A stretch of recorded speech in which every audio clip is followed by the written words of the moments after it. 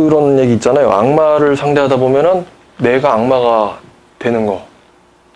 그죠? 그 영화 뭐 악마를 보았다. 그 영화를 보아도 이제 주인공은 그 사람이 형사가 아니고 뭐였더라? 주인공 직업이? 하여튼 뭔가 정의를 지키는 애인데 걔가 복수를 하기 시작하면서 본인이 악마가 돼가잖아요. 악마를 잡자고 본인이 악마가 돼가는, 그래서 악마를 보았다. 마찬가지로 이단 상담도 이게 굉장한 어떤 영성을 필요로 한다는 걸 요즘 많이 느껴요. 그 영성이라는 거는 실력도 실력인데 내가 인격적으로 예수님의 어떤 인품을 그리고 예수님의 거룩함을 따라가지 못하면은 그 비판하다가 자기가 그 비판의 영에 자기가 침식돼 버리는 거예요. 틀린 걸 지적하는 건 좋은데 그걸 넘어서 이제 인간적인 감정에 자꾸 개입을 하니까 나중에 이제 예수님의 거룩성을 내가 잃을 수도 있겠구나. 그래서 우리도 신천지 얘기도 해야 되지만 사실 복음도 얘기를 해야 되고, 그리고 이제 요즘 제가 이만희 씨가 죽게 되면은 많은 사람들이 팬이 될 거라고 생각하는데 반증하는 사람들이 많이 필요해요. 아마 15만 명에서 20만 명의 사람들이 순간적으로 한 번에 멘붕을 딱 당하면은 자기들이 도대체 어떡하지? 나 어떡하지? 이렇게 돼가지고 막 헤매어 나올 거예요. 그러면은 그 사람들을 어떤 방식으로 인도하느냐에 따라서 무신론자가 될 수도 있고, 신을 저주할 수도 있고, 팬이 될 수도 있고, 자살할 수도 있고, 새 사람이 될 수도 있어요. 그러니까 이제 반증가가 필요한데, 반증가에게 제일 중요한 요소 중에 하나는 신천지 교리를 얼마나 잘 이해하느냐도 중요하겠지만, 사실 신천지 교리를 이해하는 것보다 훨씬 더 중요한 것은 복음에 대한 열정이에요. 복음에 대한 열정이 없는 사람이 반증가가 되면 그 사람은 이단만큼 무서운 사람이 됩니다. 또 다른 이단을 만들어내고 그 사람 때문에 또 다른 어떤 인생의 파탄을 경험하게 되죠. 그러니까 반증가한테 제일 중요한 건 하나님에 대한 사랑이 있어야 되고, 사람에 대한, 사람의 영혼을 불쌍히 여기는 또 사랑이 있어야 되고요. 그리고 또 말씀드린 것처럼 성경, 복음, 하나님의 진리에 대한 사모함과 열정이 있어야 돼요. 열정이 없는 사람이 이단 반증을 할 수는 없어요. 그리고 이제 하나님께서 은혜 주셔가지고 지혜도 주시고 담대함도 주시고, 담대함도 많이 필요하거든요. 그거는 이제 경험을 쌓다 보면은 채워지는 부분인데, 이 말씀에 대한 열정만큼은 이거는 내가 어떻게 해가지고 생기는 게 아니고 하나님께서는 정말 이거는 허락해 주시는 거거든요. 그러니까 우리가 그 이단을 뭐 비판하는 것도 중요하지만 더 중요한 거는 내 자신은 하나님 말씀 앞에 바로 서 있는가? 이 질문을 끊임없이 매일매일 하나님 앞에 물어봐야 돼요. 나는 하나님 앞에 합당한 사람인가? 나는 하나님 앞에 생명체에 기록되어 있는 사람인가?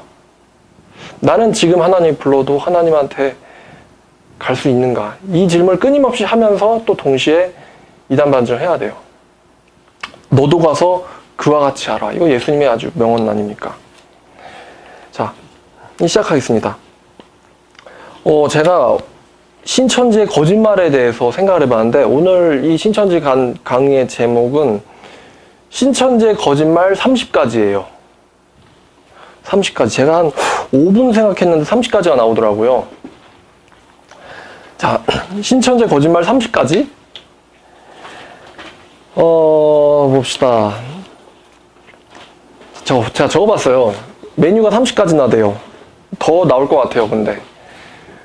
이걸 가지고, 홍콩 반점을 차려도 될 것 같아요. 신천지 반증이 아니고, 홍콩 반점. 자, 이 메뉴는 얼마고요? 이 메뉴는 얼마고요?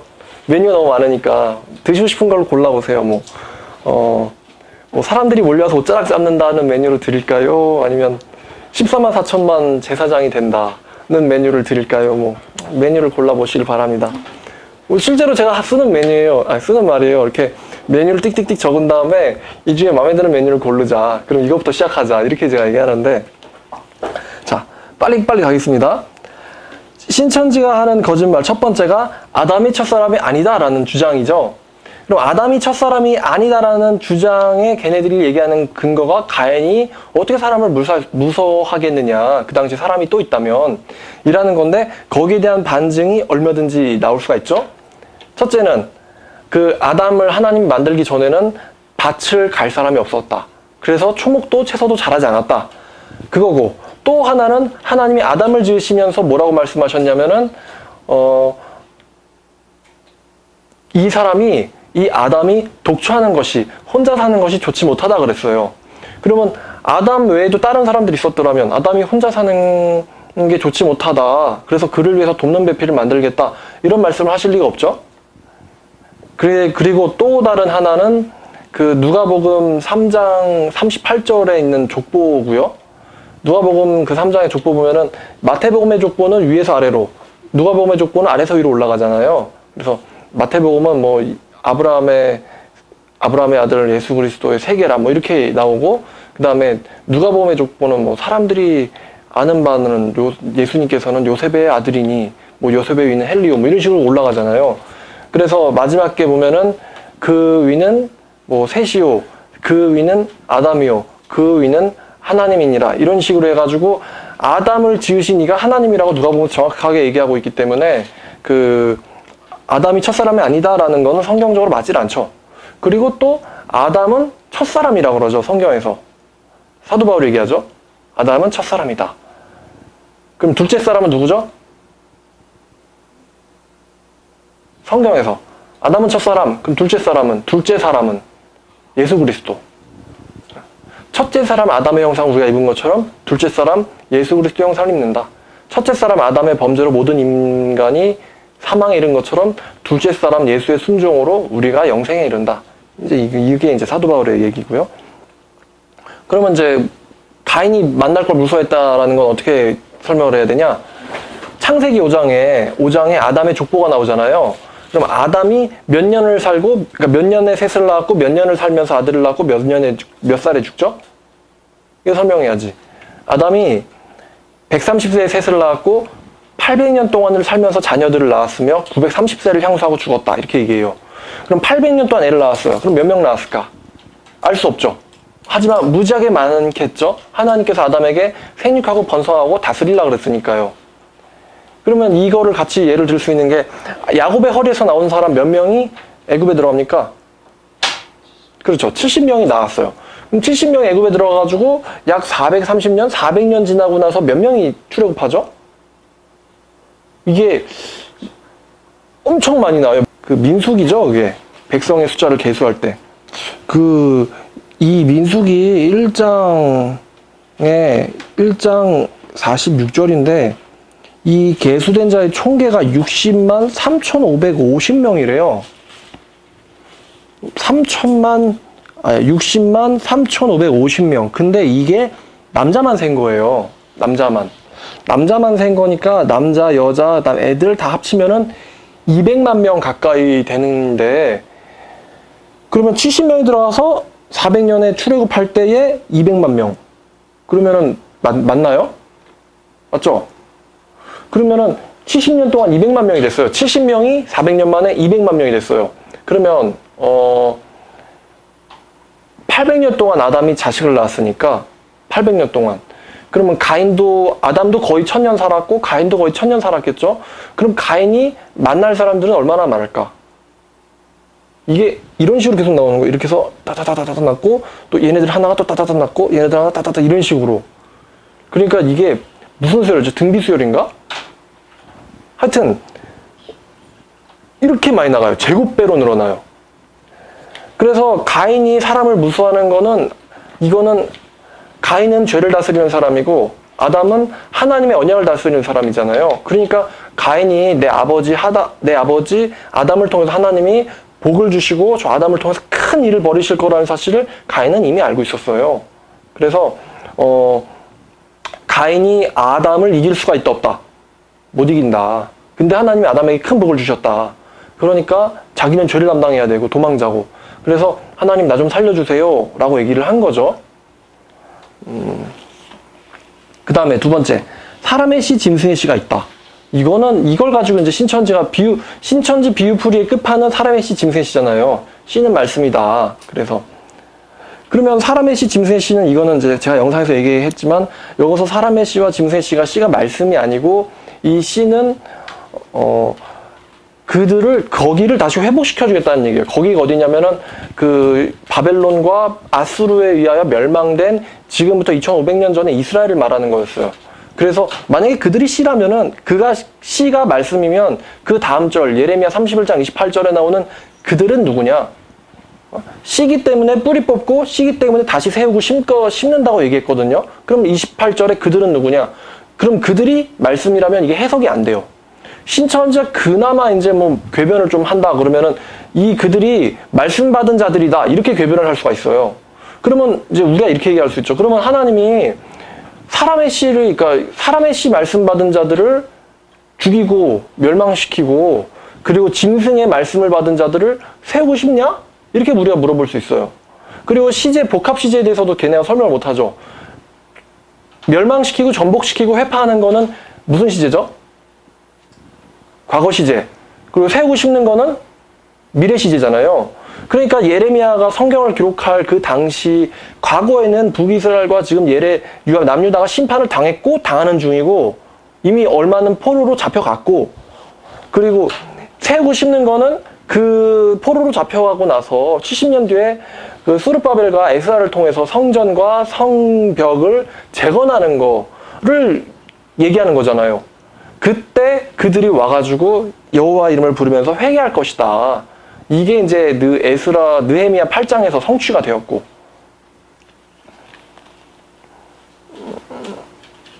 그래서 우리가 이제 같이 이거를 딱 보면 좋은데 그 예레미야 31장 28절 말씀이랑 예레미야 31장 28절 말씀이랑 한번 보세요. 예레미야 31장 28절에 깨어서 그들을 뿌리 뽑으며 무너뜨리며 전복하며 멸망시키며 괴롭게 하던 것처럼 내가 깨어서 그들을 세우며 심으리라. 여기서 그들이 이스라엘 백성들을 얘기하는 거거든요. 이 구절이랑 바로 그 다음 장 32장 37절 32장 37절 말씀이랑 똑같아요. 보라 내가 노여움과 분노와 큰 분노로 그들을 쫓아보내었던 모든 집안에서 그들을 모아들여 이곳으로 돌아오게 하여 안전히 살게 할 것이라 그랬어요. 그러면 쫓아냈던 거는 시제가 과거예요. 내가 그들을 뿌리 뽑았던 것처럼 과거죠. 그리고 그들을 이곳으로 돌아오게 해서 안전히 살게 할 것이다. 내가 그들을 세우고 심으리라. 같은 말씀이거든요, 이게. 그래서 이 앞에 있는 31장 28절의 그들과 뒤에 있는 32장 37절의 그들이 같아요, 대상이. 그럼 그들이 누구냐? 32장 37절 앞에 있는 36절이죠. 너희가 말하는 막 칼과 기근과 전염병으로 말미암아 바벨론 왕의 손에 넘긴 바 되었다는 이 성에 대하여 이와 같이 말씀하시니라. 곧 그들은 이스라엘 백성을 말하는 것이죠. 자, 그리고 성경은 봉인되었다. 이거 이사야 29장 11절 말씀인데 봉인된 게 아니고 봉인된 것처럼 됐다고 얘기했죠. 그리고 왜 봉인된 것처럼 됐을까? 하나님이 그들이 하나님을 열심히 섬겨야 되는데 문제는 그들이 패역했죠. 여호와를 버리고 떠나갔어요. 그래서 하나님의 말씀이 그들에게 봉인된 것 같은 효과가 일어났어요. 패역하였으니까. 그 이유는 1장에 있어요. 1장 2절부터죠. 하늘이여 들으라 땅이여 귀를 기울이라 여호와께서 말씀하시기를 내가 자식을 양육하였는데 그들이 나를 거역하였도다. 소도 그 임자를 알고 나의 귀는 그 주인의 귀를 알건만은 이스라엘 알지 못하고 나의 백성 깨닫지 못하는도다 하셨도다. 그리고 이사야 29장에 우리가 그 말씀을 보면은 이사야 29장 13절 보면 주께서 이르시되 이 백성의 입으로는 나를 가까이하며 입술로는 나를 공경하나 그들의 마음은 내게서 멀리 떠났나니 그들이 나를 경외함은 사람의 계명으로 가르침을 받았을 뿐이다. 그러니까 여기서도 문제가 드러나지만 이 백성들이 입술로는 여호와를 가까이 했는데 마음은 여호와께로부터 멀리 떠났다. 그렇기 때문에 여호와의 말씀이 얘네들한테 가려진 거예요. 하나님이 책을 딱 봉한 게 아니고 야 이거 아무도 못 봐 이렇게 봉한 게 아니고 하나님은 봉한 적이 없는데 그들의 마음이 여호와께로부터 떠났기 때문에 여호와의 성령으로 기록된 하나님의 말씀이 봉인된 것 같은 효과가 일어났어요. 그래서 사도 바울이 고린도전서 2장 14절과 11절에서 뭐라고 했냐면은 육에 속한 사람은 하나님의 성령의 일들, 그러니까 이 성경 말하는 거죠. 이거를 받지 않고 또 알 수도 없다 그랬어요. 이는 그것이 성령을 통해서만 영적으로 분별되기 때문이다 라고 이제 사도 바울이 그 이유를 얘기하죠. 근데 마찬가지로 구약 성경도 하나님의 성령의 감동으로 기록이 되었기 때문에 구약 성경을 읽으려면 하나님의 성령의 감동이 있어야 되는데 이 우상 숭배하는 이스라엘들에게 하나님의 성령의 감동이 있을까요? 없을까요? 없단 말이죠. 그러니까 이 말씀이 보인된 것 같은 효과가 일어났던 거예요. 그래서 잠언 1장에 보면은 잠언 21장 23절에 나의 책망을 듣고 돌이켜라. 야, 하나님의 책망을 듣고 돌이켜라. 보라, 내가 내 영을 너희에게 부어주어서 내 말을 너희에게 보여주겠다 라고 했어요. 그러면 하나님의 책망을 듣고 돌이키려면 뭐가 있어야 돼요? 뭐를 부어주심을 당해야 돼요? 나의 영 부어줌을 당해야 돼요. 잠언 1장 23절이에요. 성령이 성경을 푸는 유일한 키예요. 성령은 항상 부어주신다라는 표현을 써요. 기름 부음과 똑같이. 그러면 구약에서 기름 붓고 신약에서는 뭘 부어요? 지금 다 벌써 얘기했네. 구약에서는 기름을 붓고 신약에서는 성령을 부어요. 구약의 기름 부음이 신약의 성령 부음과 같은 것입니다. 그 구약에서 왕에게 기름을 붓잖아요. 왕과 제사장에게. 근데 왕에게 기름을 붓는데 우리가 베드로가 뭐라고 했냐면 왕 같은 제사장이라 그랬어요. 그러니까 구약 때 왕들에게 기름을 붓는 게 신약 때 성도들에게 기름을 붓는 거랑 똑같아요. 그래서 우리가 예수님과 함께 통치하게 되는 것입니다. 앞으로 심판하고 통치하고. 자, 그래서 네 번째 거짓말, 한 사람만 풀 수 있다. 이제 이만희 씨가 하는 얘기인데 이게 거짓말이죠. 이게 성령을 받은 모든 사람이 성경을 풉니다. 구약시대 기름 한 사람만 부음 받나요? 아니거든요. 신약시대도 마찬가지로 성령 부음을 모든 사람들이, 예수님을 진정으로 믿는 모든 사람이 성령 부음을 받아요. 그래서 하나님 말씀을 깨닫고 회개합니다. 여기에 대한 근거가 다니엘서 9장에도 나오고 느헤미야서 8장에도 나오죠. 그러니까 성경이 봉인됐으면은 이사야 때 봉인돼가지고 예수님 때 한번 잠깐 열리고 그 다음에 이만희 씨 때 잠깐 열려야 되는데, 그럼 이 중간에는 성경을 깨닫는 자도 없고 회개하는 자도 없고 스스로 깨닫는 자도 없어가지고 얘네들 다 멸망해야 되거든요. 근데 보면은 그 이사야랑 예수님 사이에 에스라와 수르바벨과 그 다음에 그의 백성들이 다 그 여호와의 율법책의 말씀을 읽으면서 집단 회개를 해요. 율법책을 읽고는 깨닫고 회개를 하는 거죠. 다니엘도 그랬고. 그러니까 이런 것에 대해서 신천지 설명을 못해요. 근데 에스겔에 이미 예언이 돼 있어요. 뭐라고 예언돼 있냐면은 그때 너희가 이 땅으로 돌아와서 너희의 우상들을 다 집어 던지고는 내 앞에 서서 자기의 죄를 자복하면서 슬피 울 것이라고. 그러면 여호와께서 그들에게 새 마음과 새 영을 주겠다 그랬어요. 새 마음과 새 영. 그러면 새 마음과 새 영이 가리키는 게 뭘까요? 에스겔 11장 19절인데 뭐라고 하면은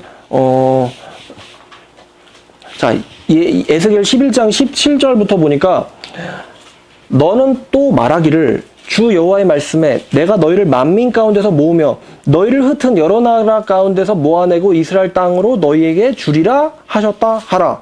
그러니까 이스라엘의 회복을 얘기하는 거죠. 이거 쫓겨나는데 다시 돌아오겠다. 이거 예레미야 31장 27절 말씀이랑 똑같은 얘기잖아요. 내가 그들을 다시 세우고 심어주겠다.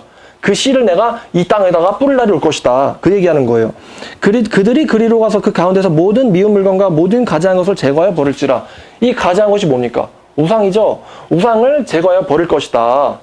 그러니까 우상 때문에 여호와의 말씀에 봉인이 일어났었는데 이 우상들을 이들이 제거할 것이다. 그러니까 이게 뭘 얘기하는 거냐면은 회개를 얘기하는 거잖아요. 회개 얘기하는 거죠. 그러면 그 다음에 이제 19절 내가 그들에게 한 마음을 주고, 여기서도 그들 나오는데 여기서 그들이 누굽니까? 신천지인가요? 아니잖아요. 회개하는 이스라엘 백성들, 나라의 회복을 받는 이스라엘 백성들 얘기하는 건데, 여기서 이스라엘 백성들은 초림 이스라엘 백성들이 아니라 그 돌아올 때 이스라엘 백성들을 말하는 것입니다. 그들에게 한 마음을 주고 그 속에 내가 뭘 주겠다? 새 영을 주어서 그들에게 그들의 몸 안에서 돌 같은 마음, 여호와의 말씀을 거역하는 완악한 마음을 제거하고 살처럼 부드러운 마음을 주어서 내 율례를 따르며 내 규례를 지켜 행하게 하리니 나는 그들의 백성이 그들은 내 백성이 되고 그들은 나의 하나님이 나는 그들의 하나님이 되리라라고 말씀하셨어요. 그래서 요런 예언들이 에스겔 성경에 이제 많이 나온다 이것이죠. 에스겔 36장에 봐도 에스겔 36장 24절을 보니까 에스겔 36장 24절 다 피셨죠?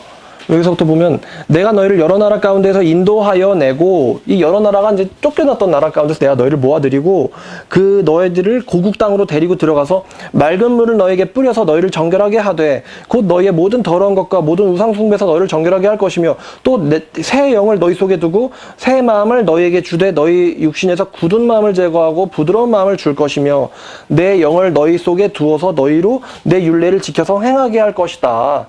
행하게 할 것이니 너희가 내 규례를 지키게 될 것이다. 신명기 30장. 빨리빨리. 신명기 30장 보면은 이 말씀과 동일한 말씀이 있죠. 이 성경이 되게 재밌는 거예요.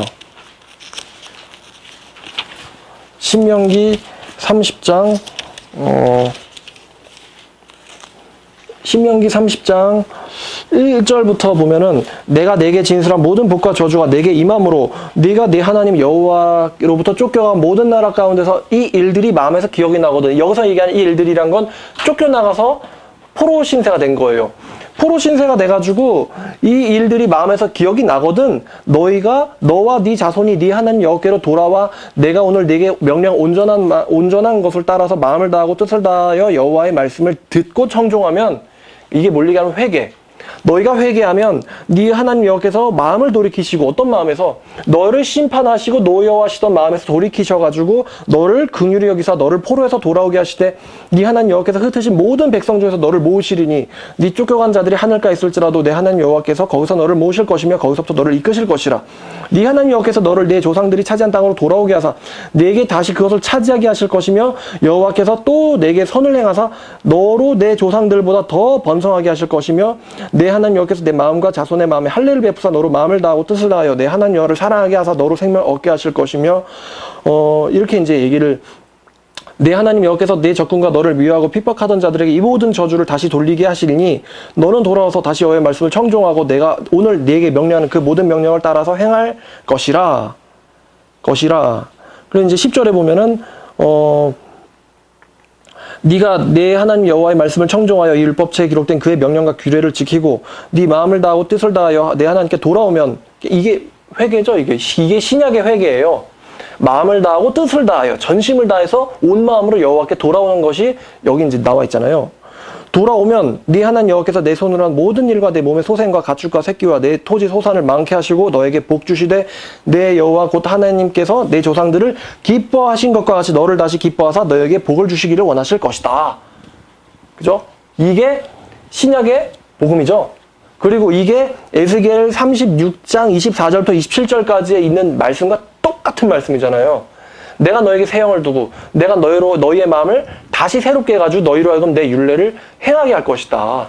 그래서 첫 언약 율법은 돌판에 새겼지만 마음을 다해서 회개하는 자들에게는 새 언약을 어디다 새깁니까? 돌판 어디?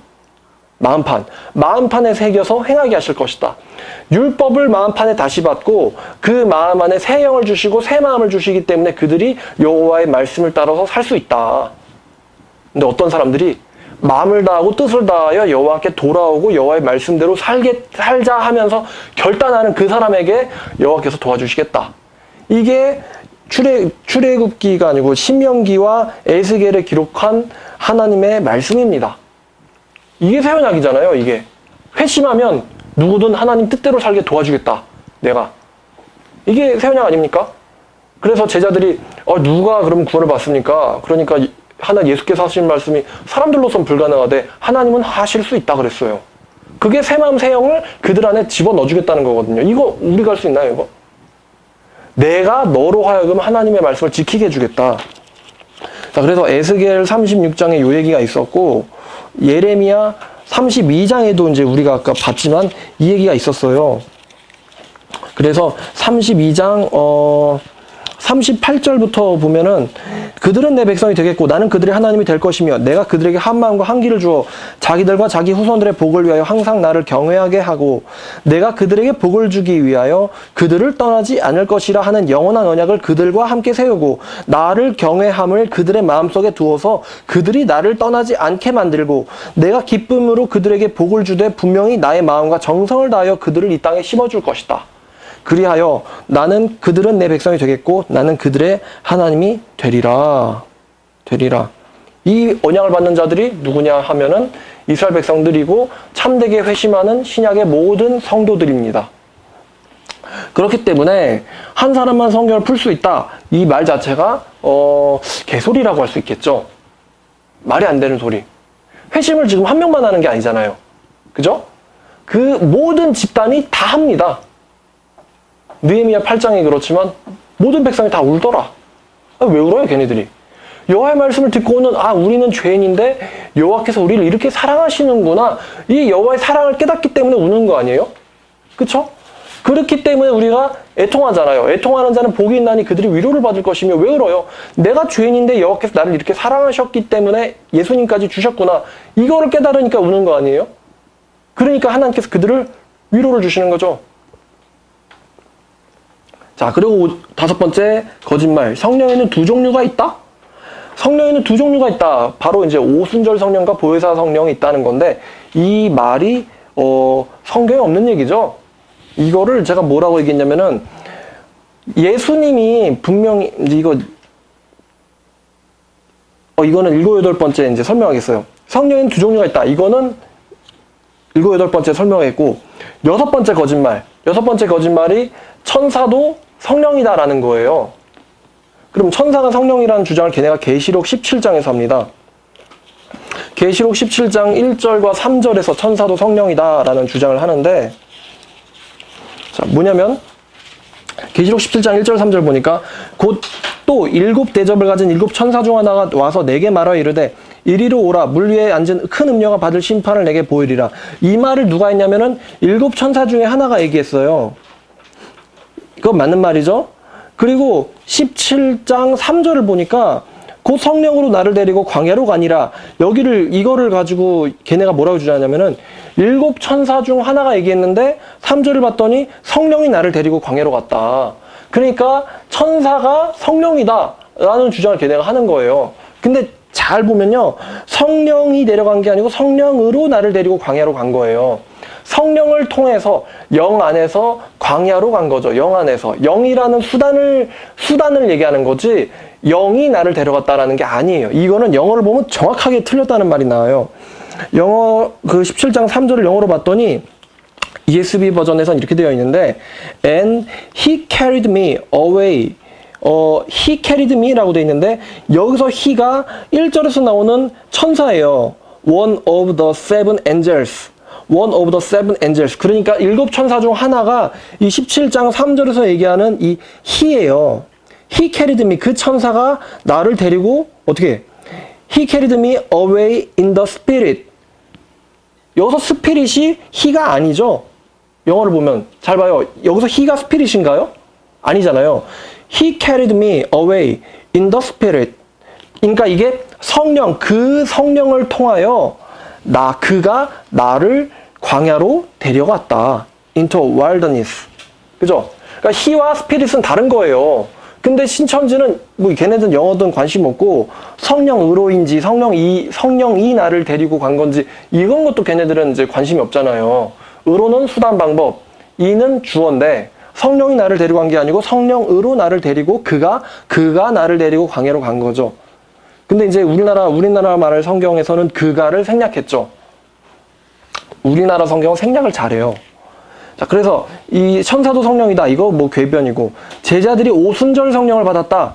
요거는 제가 어떻게 설명했냐면은 예수님께서 성령을 제자들에게 약속하셨는데 사도행전 1장 4절과 2장 38절에서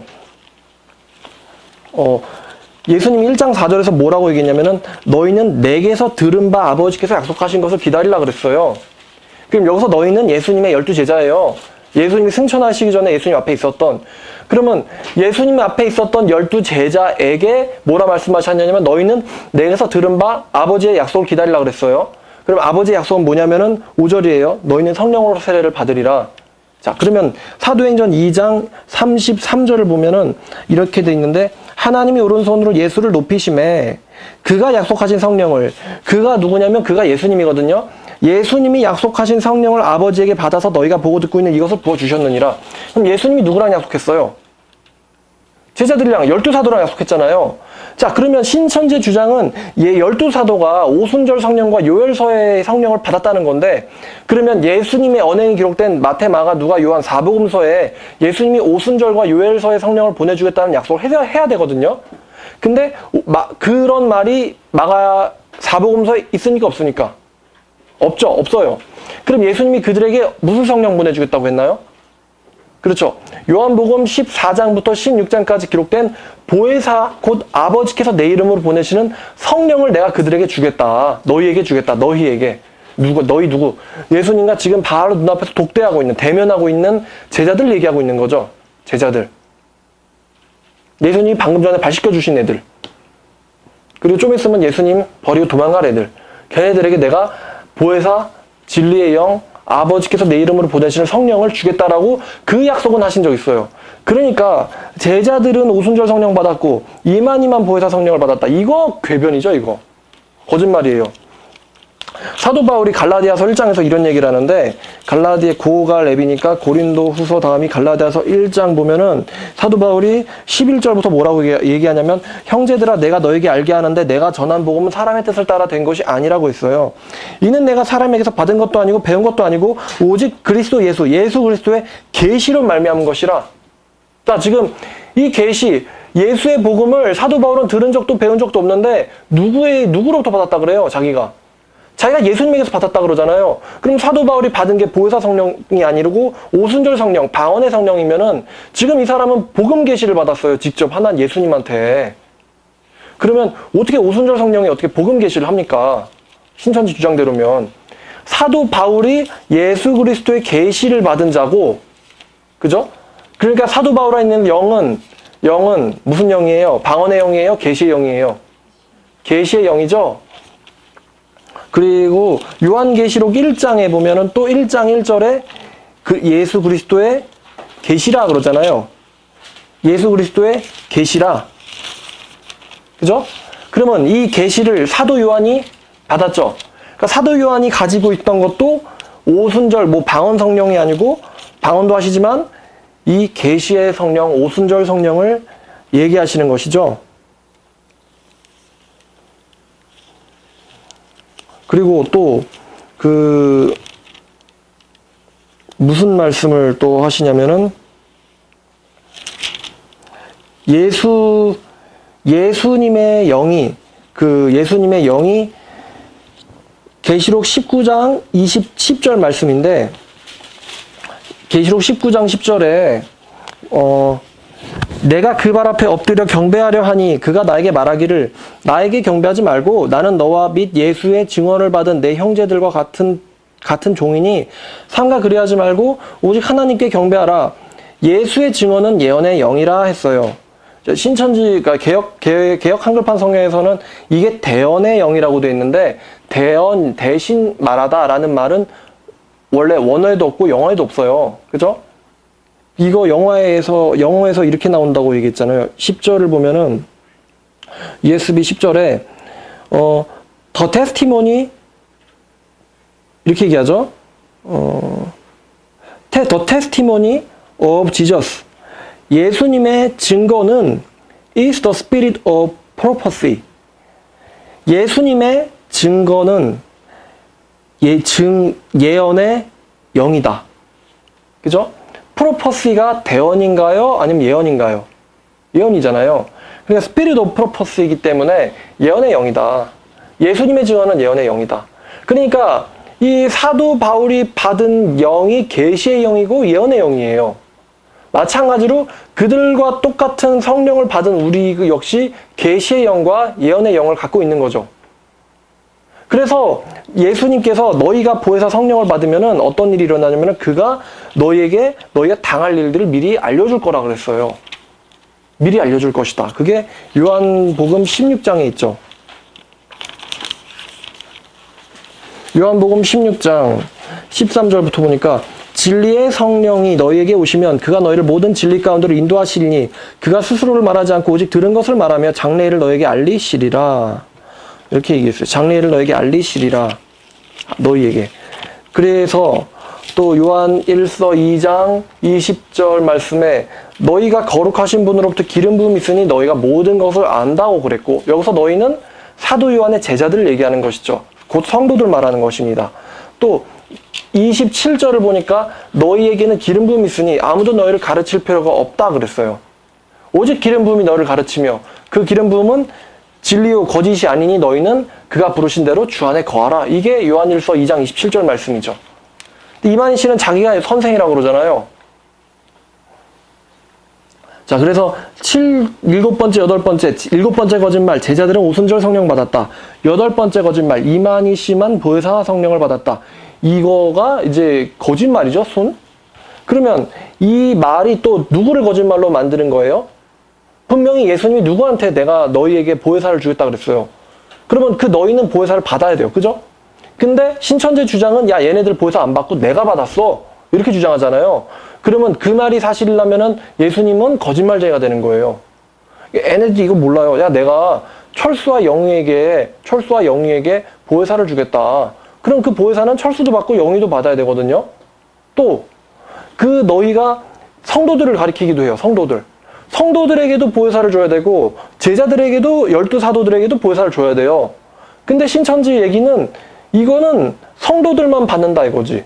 보혜사는 이만희니까 이만희를 신천지 성도들만 받고 얘네들은 약속을 받지는 못했다. 이런 식으로 얘기해요. 근데 예수님은 그 제자들을 가리켜서 너희라 그랬단 말이에요. 물론 그 너희가 나중에 확대돼가지고 예수님을 참되게 믿는 성도까지 개념이 확장되죠. 근데 걔네들은 이 개념의 확장 이런 거 신경도 쓰지도 않고 그냥 예수님이 하신 그 말씀 문자 그대로 내가 너희 12제자들, 내가 발시켜준 너희들, 너희가 서로 사랑하면은 참으로 사람들이 너희가 내 제자인 줄 알리라. 그 너희가 누구예요? 12제자. 그 12제자가 보혜사 못 받았다. 이게 신천지 주장이에요. 그러니까 신천지 주장을 따르면은 예수님이 거짓말쟁이가 돼버려요. 예수님을 거짓말쟁이로 만드는 신천지. 자, 그리고 9번째 거짓말. 예수님은 하나님이 아니시다. 이건 요한일서 1장 1절만 봐도 깨지죠. 태초에 말씀이 계시니라. 이 말씀이 하나님과 함께 계셨으니 이 말씀이 곧 하나님이시다. 이 말씀이 14절에 육신이 되어 우리 가운데 거하심에 아버지의 독생자의 영광이고 은혜와 진리가 충만하더라 라고 그랬어요. 그리고 또 이사야 9장 6절에 보면은 한 아기가 낳고 그 아기 어깨에는 정세를 메었는데 그 아기가 기묘라 모사라 전능하신 하나님이라 영존하신 우리 아버지라 평강의 왕이라 할 것임이라 그랬어요. 이 한 아기가 예수님이잖아요. 예수님이 하나님이시란 말이죠. 예수님이 하나님이시란 말이에요. 그럼 이 하나님은 신천지에서 이해하는 삼위일체 같이 양태론, 하나님이 예수 됐다, 예수가 올라갔다, 성령 됐다 이런 식의 삼위일체가 아니고 각 삼위로 계신 한 분 하나님을 얘기하는 건데 신천지는 삼위일체를 모르기 때문에 이렇게 되는 거죠. 그래서 계시록 1장과 22장에서 말하는 나는 알파와 오메가요. 처음과 끝이다. 시작과 끝이다. 이렇게 얘기를 하나님이 아닌 존재가 할 수 있나요? 없죠. 하나님만이 이런 말씀하세요. 하나님만이. 요한계시록 1장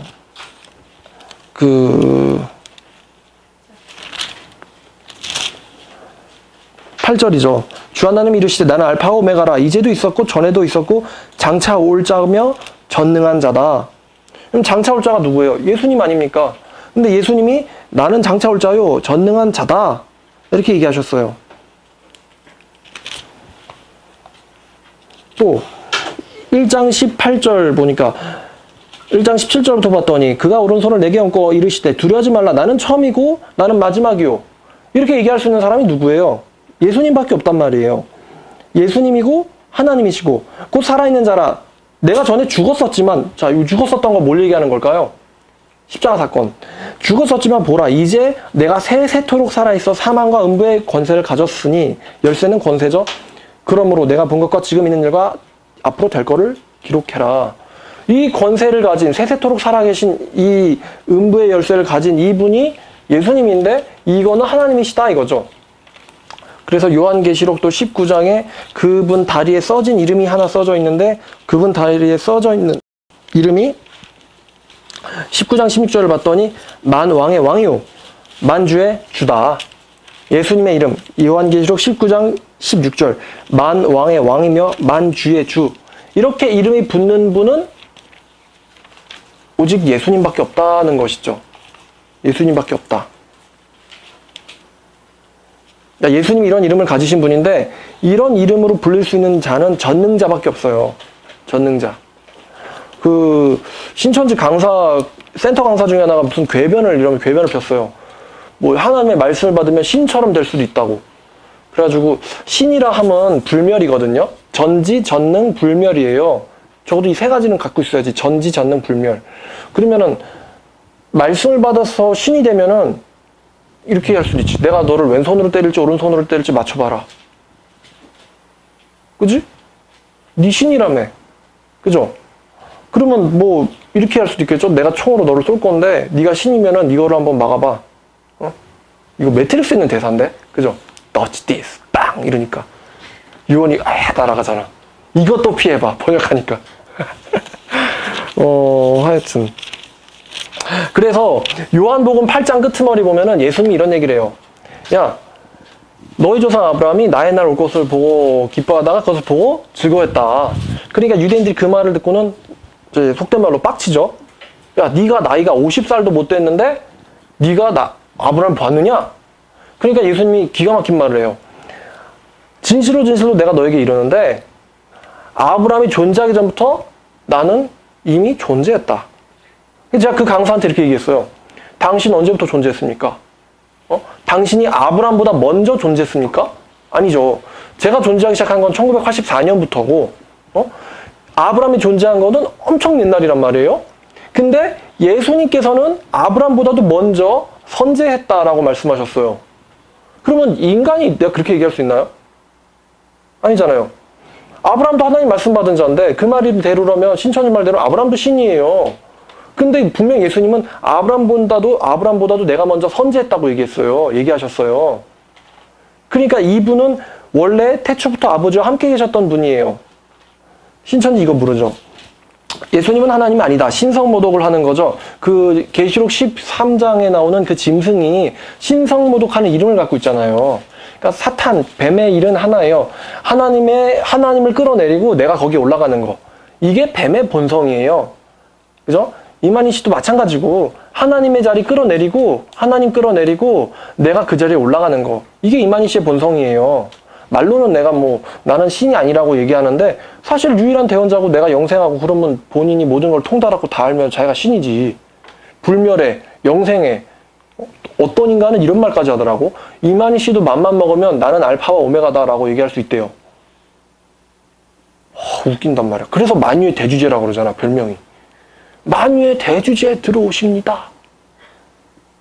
전능하신 분, 만왕의 왕, 우리 총회장님께서 들어오셨습니다. 이러면서 애들 막 약만 표정하고 막. 이러면 안 된다는 거죠. 그래서 신천지 예수교의 그 예수는 성경 기록한 그 예수가 아니라는 거죠. 사입이고 겉은 그럴듯한데 속 안의 내용물은 전혀 상관없는 거. 진리와는 상관없는 거. 이단은 비슷하다가 끝이 딱 다른 게 이단이고요. 사이비는 아예 내용물이 다른 거예요. 아예. 껍데기는 정통이랑 껍데기를 쓰려고 하죠. 얘네들은. 그러니까 이단의 정의에 대해서 얘기해봐라. 이단을 누가 정의하는 거냐? 성경이냐? 니네가 정의하는 거냐? 이렇게 궤변 피면서 결국 지네가 정통이고 싶어 하는데 걔네 예수는 희한한 예수죠. 예수는 이미 영으로 재림했다. 이게 신천지가 하는 10번째 거짓말이에요. 예수님이 이미 영으로 재림했다. 이거는 사도행전 아까 폈으니까 다 아시겠죠. 예수님은 육체를 가지고 부활하셨고 그래서 그 육체를 가지고 구운 생선도 드시고 제자들과 40일 동안 같이 지내셨어요. 부활하시고 나서도. 제자들이 예수님 처음 봤을 때, 부활하신 예수님을 처음 봤을 때 영 보는 줄 알고 겁먹었어요. 그랬더니 예수님께서 누가복음 24장에서 두려워하지 마라. 영은 살과 뼈가 없지만 너희가 보는 바와 같이 나는 살과 뼈가 있다라 그랬어요. 그럼 예수님 영으로 부활했어요? 아니면 영과 육체를 가지고 부활하셨어요? 가지고 부활하셨죠. 예수님의 무덤에는 시체가 있었습니까? 없었습니까? 없었어요. 왜냐하면 예수님이 육체를 가지고 부활하셨기 때문에. 근데 그 육체가 이전에 예수님의 육체처럼 뭐 못 박히면 죽고 피 흘리면 죽는 이런 육체가 아니라 벽도 어떠한 물질도 지배할 수 없는 시공간을 초월한 육체라는 것이죠. 그렇기 때문에 이것은 물질을 먹을 수도 있지만 먹지 않을 수도 있습니다. 천국 가면 우리가 그런 육체를 갖게 되죠. 아프지도 않고 슬픔도 없고 부족함이 없는 거. 어떤 외로움이나 고독함이나 힘들다 이런 거 못 느끼는 육체. 그러니까 이제 예수님이 그러한 신령한 몸, 부활의 몸을 갖고 부활하셨어요. 예수님의 부활에 우리도 참여하자. 이게 사도 바울의 얘기고요. 빌립보서 3장을 보면 그 아래 빌골살이니까 에베소서 다음 골로새서 앞에 있습니다만 빌립보서 3장에 사도 바울이 잡고 싶은 게 있어요. 3장 10절부터 보니까 내가 그리스도의 부활과 그의 권능과 그 고난의 참여함을 알고자 하여 죽으심을 본받아, 예수님의 죽으심을 본받아. 사도 바울이 잡고 싶은 게 뭐냐면은 어떻게 해서든지 11절 죽은 자 가운데서의 부활에 이르려 하노리. 그러니까 사도 바울이 이루고 싶은 건 뭐예요? 죽은 자의 부활, 복의, 축복의 부활을 얘기하는 것이죠. 내가 이미 얻었담도 아니고 온전히 이뤘담도 아니라 오직 내가 그리스도 예수에 의하여 잡힌 바 된 그것, 이 죽은 자의 부활을 잡으려고 나는 달려가노라. 그리고 3장 20절 그러나 우리의 시민권은 하늘에 있는지라 거기서부터 구원하는 자 곧 우리 주 예수 그리스도를 우리가 지금 기다리고 있노니 그는 예수는 만물을 자기에게 복종하게 하실 수 있는 자의 역사로 말미암아 우리의 낮은 몸을 자기의 영광의 몸의 형체와 같이 변하게 하시리라. 낮은 몸은 이거는 썩어질 몸, 약한 몸, 흙으로 된 거, 첫사람 아담을 닮은 거, 고린도전서 15장 얘기하는 거예요. 그러면 예수님의 몸과 같은 영광스러운 몸, 강한 몸, 썩지 않을 몸, 둘째 사람 아담의 몸, 둘째 사람이라는 건 예수님이 얘기하는 거예요. 그리고 영원한 몸. 형제들아, 내가 이것을 말하는데 혈과 육은 하나님의 나라를 물려받을 수가 없다. 썩을 것은 썩지 아니할 것을 유업으로 상속받을 수 없느니라. 그러면서 고린도전서 15장에 내가 비밀을, 사도 바울이 이렇게 얘기하죠. 내가 비밀을 말하는데 너희가 다 잠잘 것이 아니오. 고린도전서 15장 51절이죠. 우리가 호련 다 잠잘 것이 아니오. 죽어서 없어질 것이 아니고 마지막 나팔 소리에 순식간에 호련이 다 변화되리니. 뭘로? 예수님의 몸으로. 나팔 소리가 날 때 죽은 자들이 썩지 아니할 것으로 다시 살아나고 죽은 자들은 다시 부활하고 그 다음에 우리는 변화되리라. 이거를 제가 이번 주에 말씀드렸죠. 죽은 자, 순교자들은 부활하고 우리는, 살아남은 우리들은 변화될 것이다. 그러니까 뭐 벌써 깨버렸는데 신이라빌이 없다는 거죠. 예수님은 이미 영으로 재림했다. 이 말이 궤변이죠. 예수님은 육체를 가지고 부활하셨고 그 육체를 가지고 그대로 다시 오시리라. 사도행전 1장 11절이죠. 너희 가운데서 하늘로 올려지신 이 예수는 너희가 하늘로 가심을 본 그대로 다시 오시리라. 근데 이만희 씨는 예수가 영으로 나한테 1984년에 재림했다라고 얘기했죠. 그리고 1984년에 그 마지막 나팔이 울렸다라고 또 주장하고 있어요. 근데 마지막 나팔 소리에 사도 바울의 말에 따르면 뭐가 일어납니까? 영의 몸으로 변화가 일어나잖아요. 죽은 자는 부활하고 우리는 변화된다. 그럼 신천지인들은 벌써 영생체를 가졌다는 얘기예요. 1984년부터. 근데 1984년부터 안 죽어야 되는데 되게 많이 죽었죠. 죽어가지고 실상들이 바뀌잖아요. 그 사람들. 저는 실상 관심도 없어요. 실상들이 바뀌는 신천지. 믿을만 할까요? 아니겠죠. 마지막 나팔이 울렸다. 아직 안 울렸어요. 마지막 나팔 소리가 오면은 주님께서 구름을 타고 재림하세요. 그거를 본 사람들이 다 뭐 할 거래요? 모든 민족이 그로 인하여 애국하리라. 그를 볼 것이다. 찌른 자도 볼 것이고 모든 민족이 그로 인하여 애국하리니 그러하리라. 아멘 하잖아요. 마태복음 24장과 요한계시록 1장에서 7절이었던가 그래요. 그리고 구름은 영이다. 이거 또 헛소리죠, 이거. 예수님이 올라가시니까, 예수님, 육체를 가진 예수님이 올라가시니까, 하늘로 올라가시니까 구름이 예수님을 가렸다. 이렇게 됐지. 그럼 이 구름이 영이에요? 예수님의 영이 왜 구름에 있어요? 예수님이 이미 올라가시고 있는데. 마찬가지로 예수님께서 영광의 구름 타고 오실 때 육체를 가지시고 오실 거 아니에요. 그러니까 보고 예수님이 재림한다 이러고 애통하는 거지. 구름은 영이다. 이거는 이단들이 다 돌려막기 하는 영역이죠. 안상홍 하나님의 교회에서는 구름이 뭐라고 주장하냐면 구름은 육체라고 주장해요. 그래서 예수님이 육신을 가지고 재림했다. 그 자가 안상홍이다. 이게 안상홍의 교리죠. 근데 우리 아까 그 계시록을 봤을 때 내가 한번 죽었었는데 내가 이제 살아있는데 얼마나 살아있다 그러죠? 세세세토록, 세세토록, 영원토록, forever, 영원토록 살아있다. 예수님이 언제부터? 부활하시고 나서부터 영원토록 살아있다. 근데 안상홍이라는 사람 죽었잖아요. 언제 죽었지? 1985년 2월 25일. 뭐 하다가 이렇게 됐단 말이에요. 그래서 부산 메리놀 병원에 가서 사망진단서까지 나왔어요. 근데 예수님은 사망 권세를 이기신 분이에요. 그러니까 사실 난 그냥 그래요. 하나님의 교회는 좀 그래. 그래서 신일합일한다. 신일합일한다. 그러면 지금 우리가 얘기했잖아요. 죽은 자는 부활하고 우리는 변화된다. 바울이 원하는 거는 죽은 자들의 부활에 참여하는 거예요. 예수님의 부활에 참여하는 거. 근데 신천지는 그 우리의 몸 안에 죽은 자의 그 영혼이 들어온다 그러죠. 이거를 속된 말로 접신이라 그러죠. 접신. 남양 특집이죠, 이거는. 남양 특집. 막 이러고 막. 그러면은 귀신이 들어오면은 내 영은 어디 가는 걸까요? 보통 귀신 영화 보면 그래요.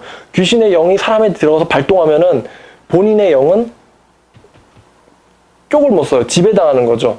그래서 막 그러죠. 제발 돌아와.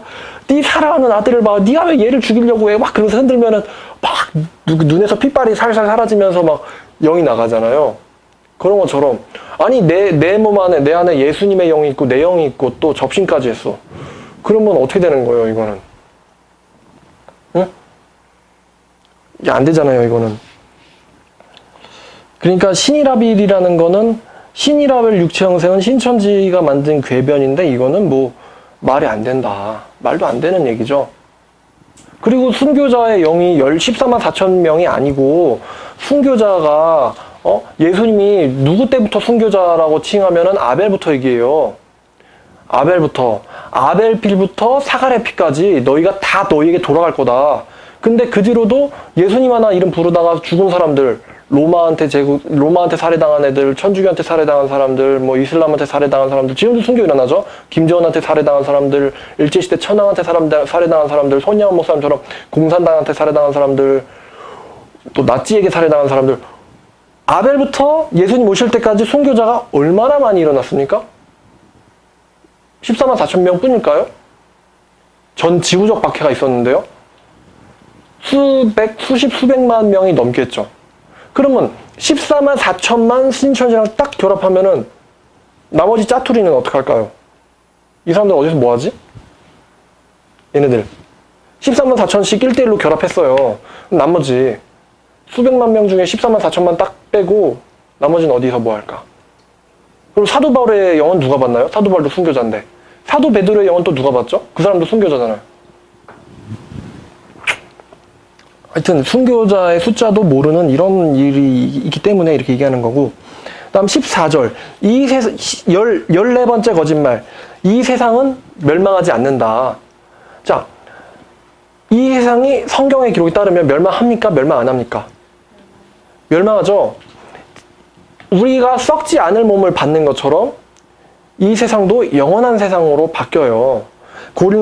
베드로 후서 3장 히약벳 후 3장을 보면 그 3장 6절 7절 보면은 이로 말미암아 그때의 세상은 물이 넘침으로 멸망하였으되 이제 하늘과 땅은 동일한 말씀으로 불사르기 위하여 보호하신 바 되어 경건치 아니한 날들의 심판과 멸망의 날까지 보존하여 둔 것이다. 그때 세상은 물에 노아 홍수로 한번 멸망했고 이제 남아있는 이 세상은 경건치 아니한 사람들을 심판하려고 남겨놓은 거다. 하나님께서. 그럼 사랑할 자들아 주께서 하루가 천년 같고 천년이 하루 같다는 사실을 잊지 마라. 주님의 오신다는 약속은 더딘 것이 아니고 오직 주께서 너희를 위하여 오래 참으사 아무도 멸망하지 않고 다 회개하기를 원하신다. 그러나 주님의 날이 도둑같이 오리니 그날에는 하늘이 큰 소리로 떠나가고 물질이 뜨거운 불에 풀어지고 땅에 있는 그 중에 있는 모든 일이 드러나리로다. 모든 것이 그러니까 이 우주 만물이 삼라만상이 다 풀어지리니 너희가 어떠한 사람이 되어야 마땅하냐. 거룩한 하나님의 날이 임하기를 바라보고 간절히 사모해라. 그날에 하늘이 불에 타서 풀어지고 물질이 뜨거운 불에 녹아지려니와 우리는 그의 약속대로 새하늘과 새 땅을 바라보는도다. 이렇게 얘기했어요. 베드로서 보니까 천지는 없어지겠으나 내 말은 없어지지 아니하리라. 예수님도 얘기하셨어요. 천지는 없어질 것이다. 그러나 내 말은 없어지지 아니할 것이다. 요한계시록 20장에도 이제 그 얘기가 나오죠. 20장 1절부터였죠. 20장 11절입니다. 요한계시록 20장 11절 보니까 내가 크고 흰 보좌와 그 앞에 앉으신 이를 봤더니 땅과 하늘이 그 앞에서 피하여서 간데 없더라. 그러면 이게 없어졌다는 얘기죠. 이게 영어를 보면은요 좋아요. 영어를 보니까 From His presence 하나님의 면전 앞에서 earth and sky fled away. 땅과 하늘들이 없어졌다. And no place was found for them. 그것들을 또 발견할 수 없었다. 그 얘기죠. 그러니까 없어졌다. 발견할 수 없었다. 그 땅과 물질들이 다 사라진 거죠. 사라진 거예요. 그러니까 이게 없어진 거는 19장에 있는 심판 다음 일이잖아요. 19장 20절 보니까 짐승이 잡히고 그 앞에서 표적을 행하던 거짓 선지자도 함께 잡혔으니 이는 짐승의 표를 받고 우상에게 경배하던 자들을 표적으로 미혹하던 자라. 이제 이 사람이 이만희시죠. 표적으로 미혹하던 자라. 이 둘이 산채로 유황불 붙는 못에 던져지고 나머지는 말탄 자 입에서 나오는 검의 죽음의 모든 새가 그들의 살로 배불리더라. 이렇게 그 심판이 있고 나서 더 이상 땅과 하늘을 볼 수 없었다. 그러면 부활한 새로운 몸을 가진 성도들은 어디서 삽니까? 그죠? 21장 2절에 22장 1절 2절도 또 나오네요. 내가 새 하늘과 새 땅을 보니 처음 하늘과 처음 땅은 없어졌고 그리고 바다도 다시 있지 않더라. 또 내가 봄에 거룩한 성 새 예루살렘이 하나님께로부터 하늘에서 내려오니 그 준비한 것이 신부와 남편을 위하여 단장한 것 같더라 그랬어요. 그죠? 그럼 사도 요한이 왜 처음 하늘 처음 땅을 못 봤을까요? 치매가 걸려서는 아니겠죠. 그러니까 이 세상은 멸망하지 않는다라는 신천지의 주장도 거짓말이에요. 그 15번째 거짓말, 이만희 씨는 이긴 자다. 거짓말이죠. 이거 이만희 씨는 성경에 있는 계시록에 있는 게 이기는 자인지 이긴 자인지도 모른다 그랬죠. 이기는 자는 성경에서 나오는 이겨나가야만 하는 성도들을 가리키는 것이고, 그래서 요한계시록 2장 3장에 나오는 그 7교회는 7교회에 예수님께서 성령을 통하여 말씀하세요. 너네들을 회개하라고. 너네들 회개하라고 말씀하시고, 그 말씀을 듣는 자, 곧 귀 있는 자가 이기는 자고 하나님의 생명나무에 참여하는 자들이죠. 그러니까 끝까지 이기는 자들에게는 뭐 내 아들이 되는 권세를 주겠다. 뭐 이렇게 얘기하셨는데, 이만희 씨는 자기가 이긴 자라 그래요. 그럼 이긴 자는 베드로서 2장 19절에 나오는 거짓 선지자가 바로 이긴 자다라고 저번에 얘기했습니다. 그래서 7교회는 배도했다. 이게 16번째 거짓말인데, 신천지가 그래요. 7교회가 배도했다고. 그러면 요한계시록 1장을 보면, 요한계시록 1장에 나오는 너희가 누굽니까? 예수님이 누구에게 편지하라고 그랬냐면은, 그 예수님께서 11절 보니까 이르되 내가 보는 것을 두루마리에 써서 에베소 서머나 버가모 두아디라 사대 빌라델피아 라오디게아 등의 7교회에 보내라 하시기로. 자, 7교회에다가 편지를 쓰라고 하셨는데, 그 9절을 보니까 나 요한은 너희의 형제요 예수의 환난과 나라와 참음에 동참하는 자라. 너희의 형제래요. 너희가 누구냐면은 7교회 성도들을 얘기하는 것이죠.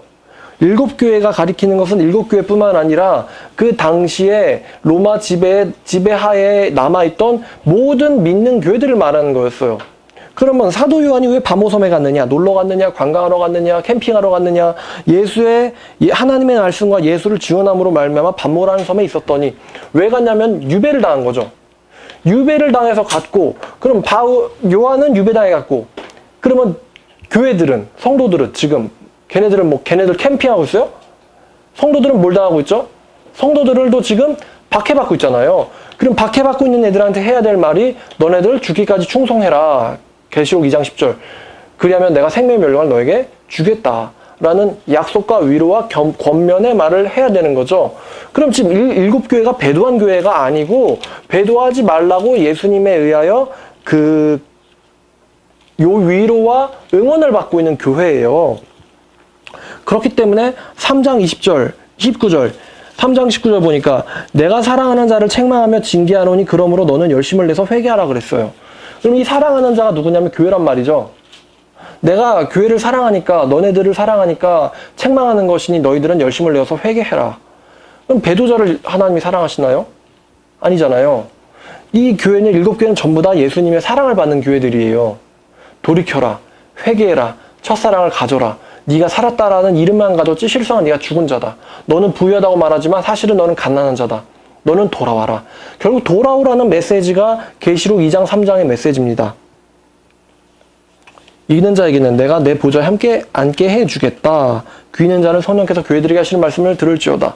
이 신천지는 계시록 2장 3장을 아예 이해를 못하죠.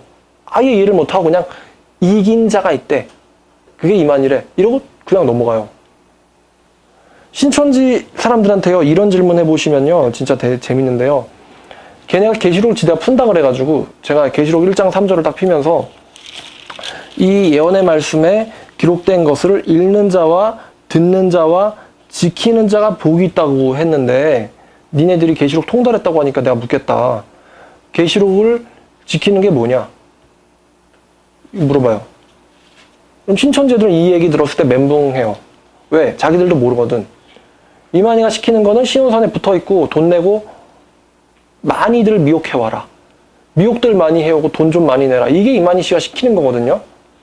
시온산에 붙어서 나가면 제명 처리당하니까 붙어가지고 돈 좀 내.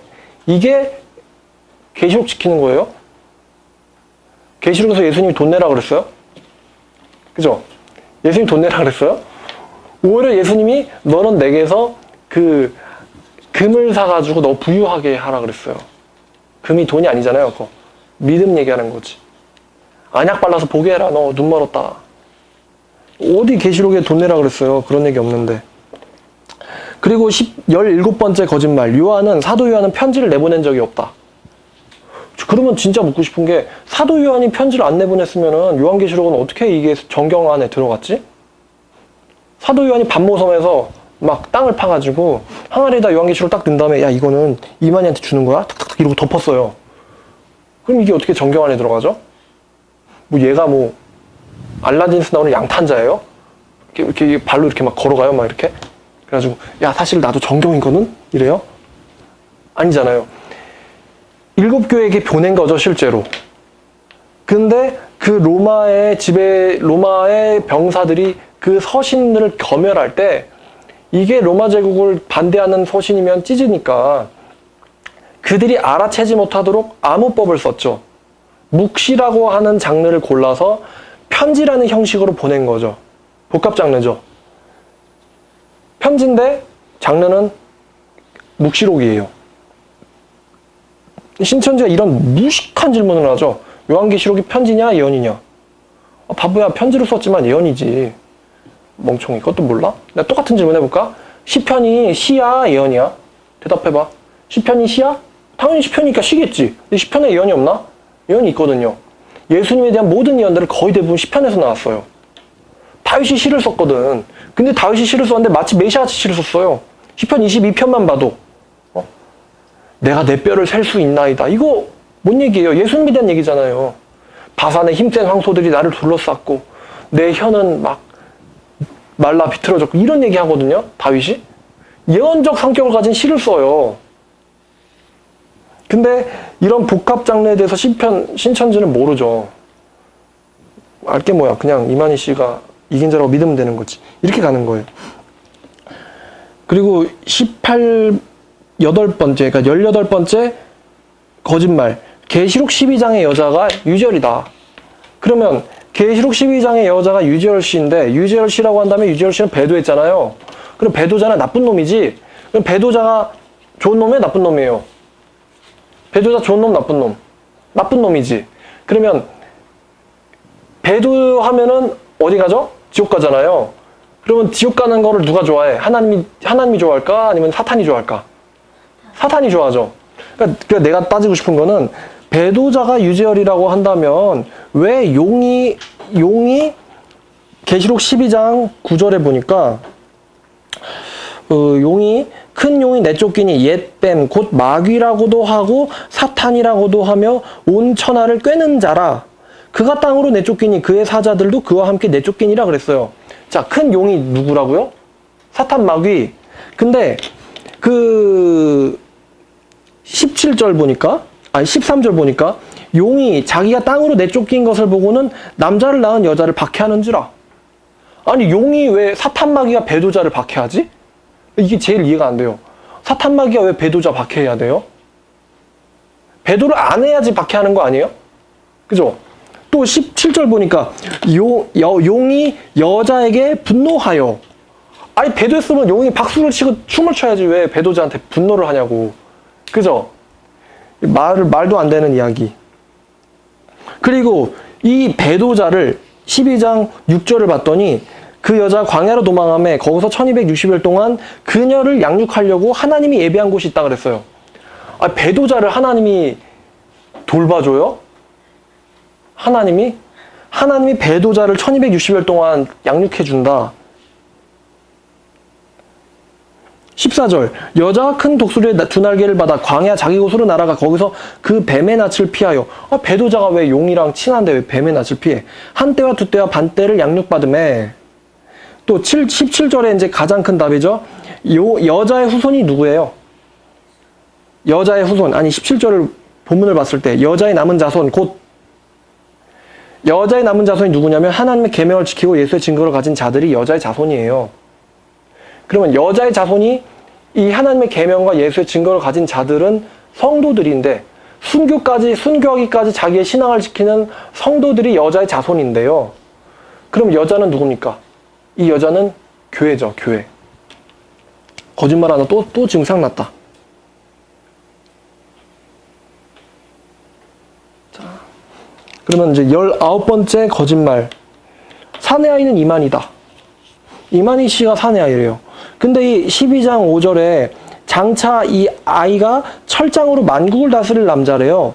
이 아이가 하나님의 보좌 앞으로 올려갔다 이래요. 자, 그럼 하나님의 보좌 앞으로 승천해 간 게 승천해서 하나님의 보좌 옆에 앉으신 분이 누굽니까? 예수님이잖아요. 근데 이만희 씨가 내가 사내 아이래. 그러니까 이거 아까 거기서 나온 거죠. 예수님이 하나님이신데 예수님 자리 끌어내리고 지가 거기 가서 있는 거. 이게 사탄이 하는 짓이라고. 철장 권세를 가진 분. 시편 2편에 보면 여호와의 아들이죠. 하나님의 아들 곧 예수님. 시편 2편을 볼까요?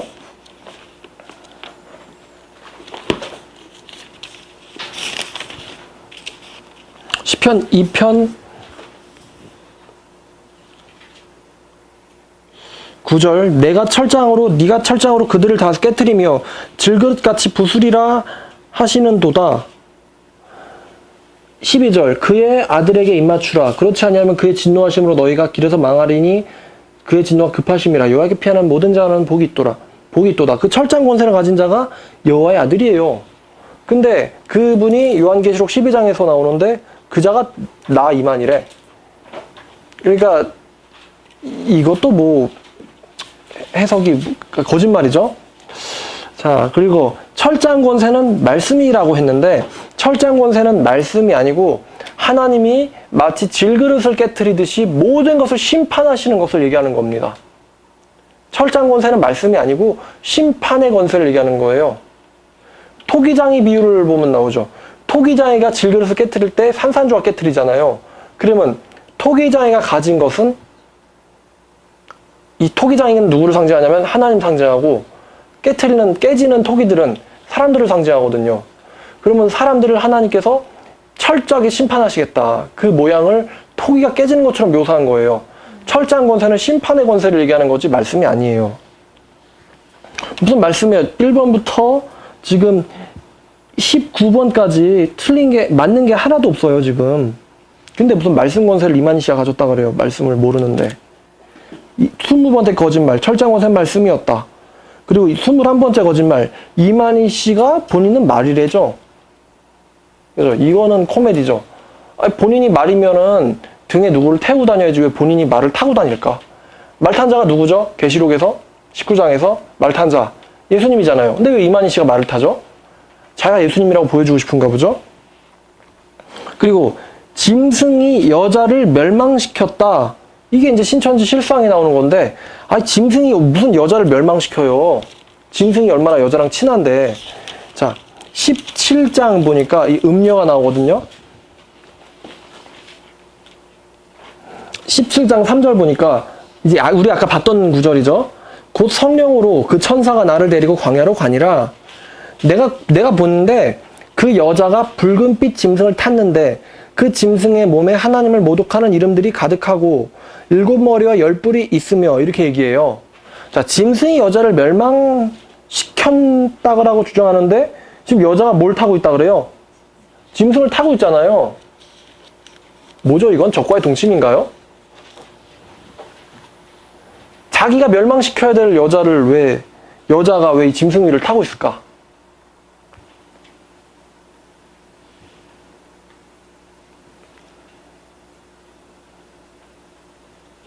이 짐승 위를 탔다는 것은 그 짐승이, 동물이 인간을 태울 때 자기가 동의해야 되잖아요.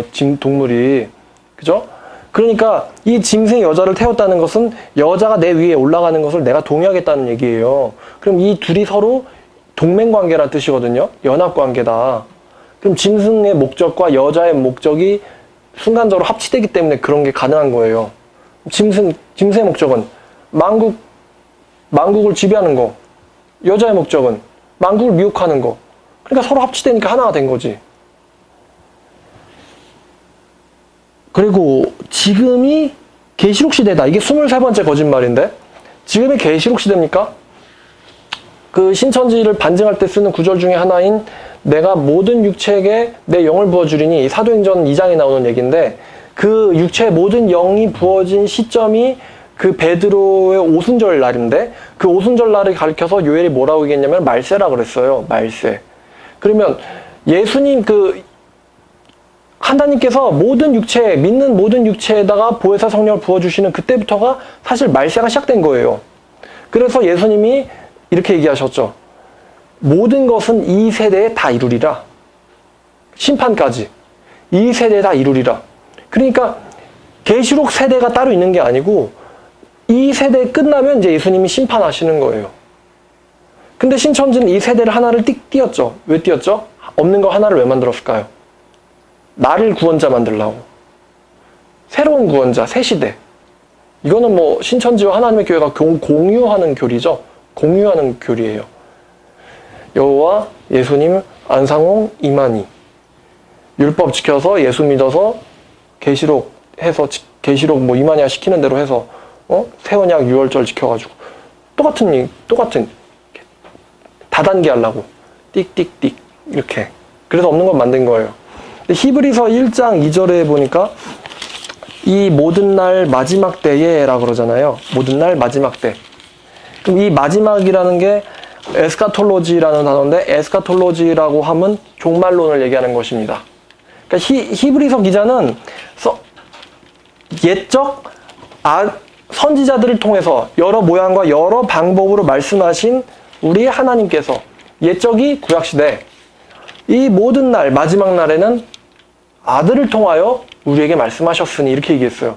아들을 통하여 말씀하시기 시작하신 시대가 계시록 시대인 것이고 말세인 것이고 종말인 것이에요.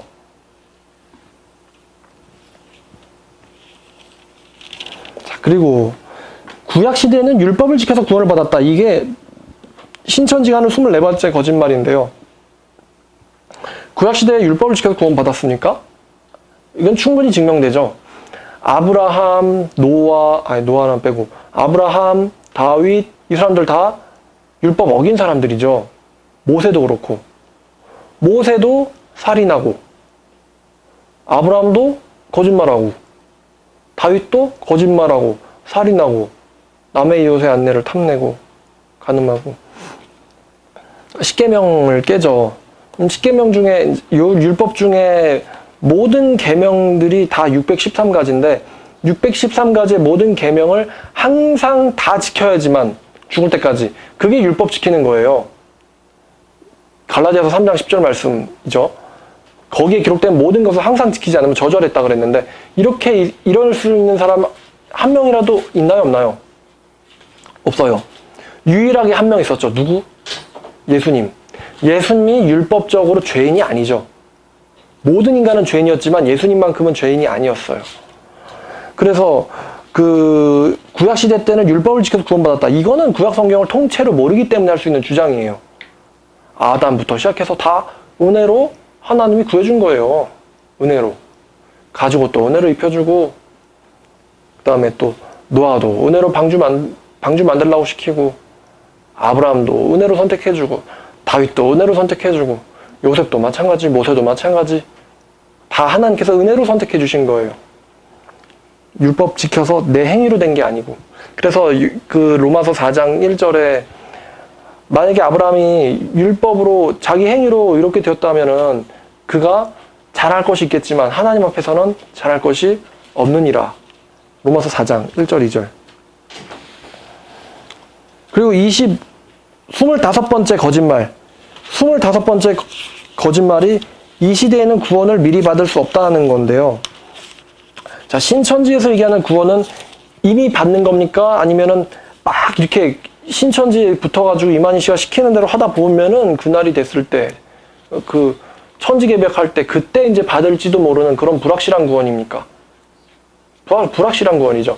이것 역시 안상홍 씨랑 이만희 씨가 서로 공유하는 교리예요. 그 행위권 가진 집단은 다 이래요. 내가 유월절 지키고 안식일 지키고 그러다 보면은 구원을 받을 수도 있고 못 받을 수도 있어요. 마찬가지로 신천지에서도 내가 계시록 시대에 맞게 뭐 신효은산에 잘 붙어가지고 열심히 뭐 시키는 대로 열매 맺고 재산 갖다 바치고 그러다 보면은 14만 4천 안에 들어갈 수도 있고 못 들어갈 수도 있어요. 언제 아느냐? 몰라요. 자기 살아있을 땐 모르고 자기가 죽든지 아니면 이만희 씨가 죽어야지 알아요. 그럼 뭐를 알아? 내가 사기당했다는 걸 알게 되겠죠. 근데 에베소서 2장에는 분명히 말하지만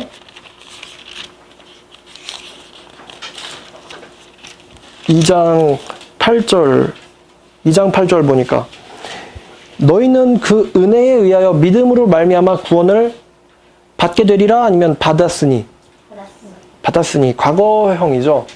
언제 받았죠 이 사람들이? 그렇죠. 예수님을 참된 주님으로 믿고 회개했을 때 구원을 받는 거죠. 그러니까 이미 구원이 있는데 이미 보혜사 성령을 우리가 받는데 그 걔네들은 이거는 지금 못 받는다. 그러니까 지네들이 구원 못 받았으니까 이단에 빠지는 거죠. 그 데살로니가 후서 2장에 나오잖아요. 구원을 못 받고 진리를 모르기 때문에 미혹의 역사를 당한 거라고. 반대로 구원을 받고 진리가 내 안에 있으면 미혹을 당하겠습니까? 안 당하겠습니까? 안 당하겠죠. 이거는 중요한 말씀이라서 한번 찾아서 읽어보도록 하겠습니다. 살후 2장 10절 9절부터 보면은 9절부터 12절까지 보니까 악한 자의 나타남은 사탄의 활동을 따라 모든 능력과 표적과 거짓 기적과 불의의 모든 속임으로 멸망하는 자들에게 있으리니 이는 그들이 진리의 사랑을 받지 아니하며 구원을 받지 못함이라. 구원을 못 받기 때문에 미혹을 당하는 거예요. 멸망하는 자들이. 이러므로 하나님께서 미혹의 역사를 그들에게 보내사 거짓 것을 그들로 하여금 믿게 하심은 진리를 믿지 않고 불의를 좋아하는 모든 사람들에게 심판받게 하려 하심이라. 그러니까요, 암만 반증을 해줘도요 안 나오는 사람이 있어요. 그러니까 이제 갈 사람은 가라 이런 거죠. 미혹당해서 지옥 갈 애들은 가야 돼요. 걔네들은 예수님을 면전에서 봐도 구원을 못 받아요. 예수님이 자기들 앞에 표적 기적 보여줘도 구원 못 받아요. 그런 사람들은.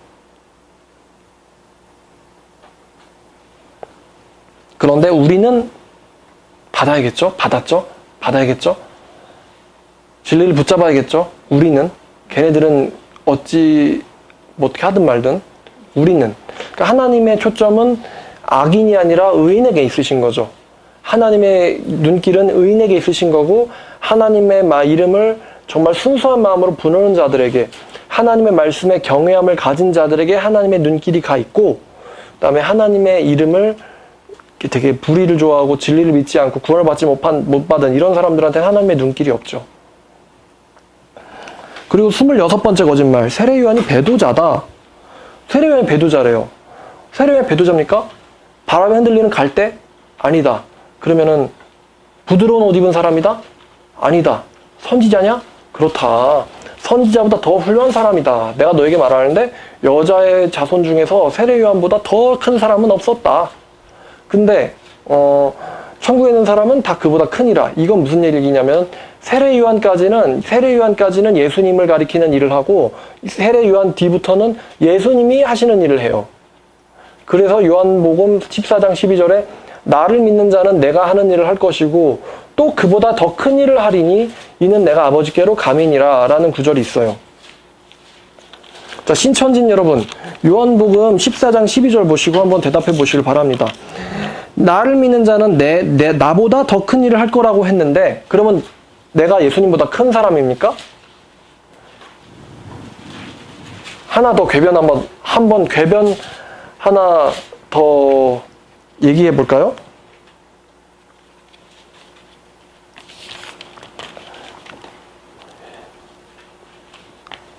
예수님께서는 내가 예수님보다 더 큰 일을 할 거라 그랬어요. 근데 그러니까 나를 믿는 자는 예수님이 하시는 일보다 더 큰 일을 한다. 근데 의인이 겨우 구원을 받는다면 이런 말씀이 있어요. 의인이 구원을 겨우 받는다면 악인들은 어디에 나타나겠느냐. 이런 말씀이 있어요. 그러면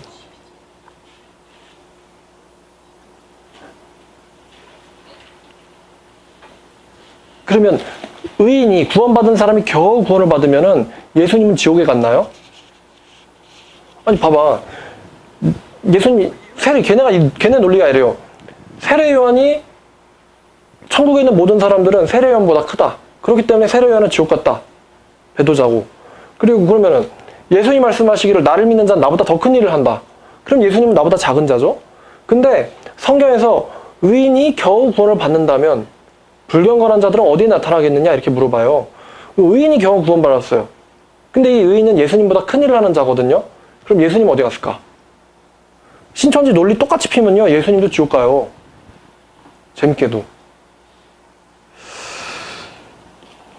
그리고 엘리야도 배도자다. 이거 신천지 교리인가요? 아닌가요?